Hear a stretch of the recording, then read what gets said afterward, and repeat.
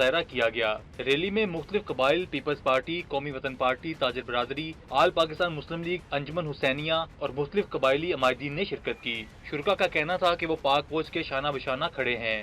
ہم انڈیا کو یہ پیغام دینا چاہتے ہیں کہ آپ کے خلاف صرف اور صرف پاکستان فوج نہیں ہے، سارے قبائل آپ کے سامنے سونے سیسا پلائی ہوئی دیوار کی طرح آپ کے سامنے کھڑے ہوں گے۔ ہم قبائلی عوام یہ دعوے سے کہہ رہے ہیں کہ انشاءاللہ ہم پہلی بھی لڑے ہیں اور اب بھی ہم پاک فوج کی شانہ بشانہ انشاءاللہ لڑتے رہیں گے۔ پاک آرمی سے پہلے ہمارا 20-40 ہزار دستے تیار ہو چکے ہیں۔